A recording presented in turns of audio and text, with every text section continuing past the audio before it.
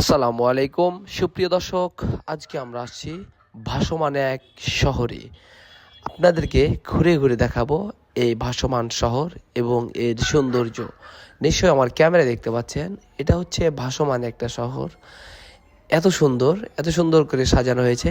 এটা একটা পাঁচতলা বিল্ডিংয়ের মতোই। আমি এখন আছি তিনতলাতে। আমি তিনতলার উপরে ঘুরতেছি, আপনাদেরকে এই শহর ঘুরে ঘুরে দেখানোর চেষ্টা করব।